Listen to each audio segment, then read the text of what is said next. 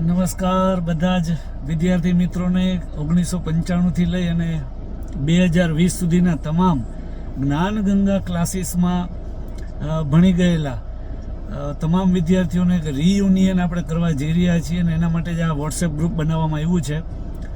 મિત્રો, આની પહેલાં પણ એકવાર આપણે કોશિશ કરેલી કે આપણે રીયુનિયનની એક સરસ મજાની પાર્ટી કરીએ, બધા ભેગા થઈએ, એકબીજાને ફરીથી ઓળખીએ. કારણ કે જે 2000ની સાલમાં ભણી ગયું હોય, 1996-97માં ભણી ગયા હશે, એમના તો ચહેરા પણ હવે ભૂલાઈ ગયા છે મને.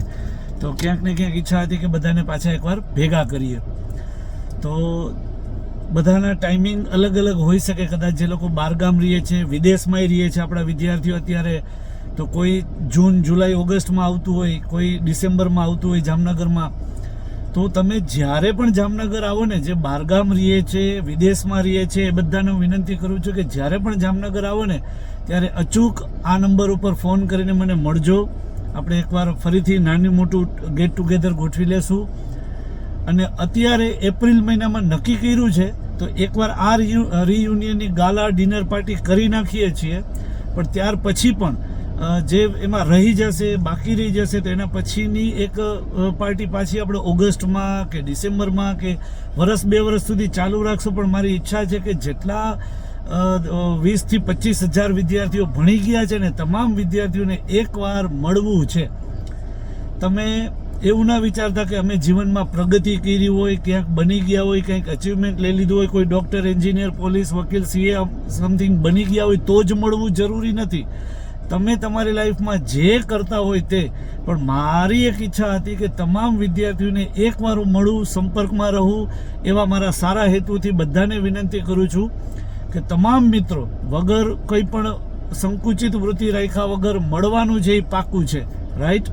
એવું જરૂરી નથી કે કોઈ ઊંચ હોદ્દા ઉપર કે ઊંચ સફળતા મળી ગઈ હોય તો જ ભેગા થવું, તો જ મળવું.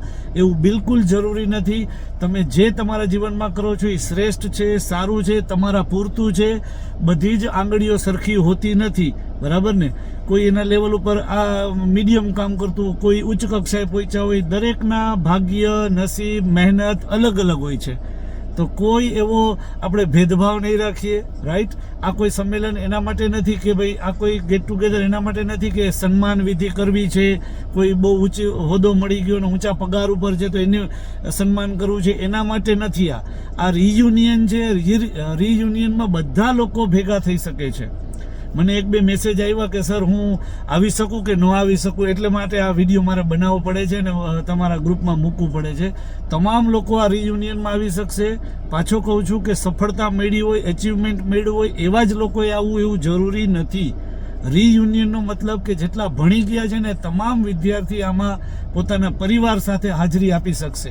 બહાર ગામથી પણ ઘણા બધા લોકો આવવાના છે. એટલે કે અમુક લોકો અમદાવાદ શિફ્ટ થઈ ગયા છે, સુરતમાં આપણા વિદ્યાર્થીઓ છે, મુંબઈમાં તો ઘણા બધા વિદ્યાર્થીઓ શિફ્ટ થઈને કામ કરે છે ત્યાં અત્યારે સરસ સરસ જગ્યાએ.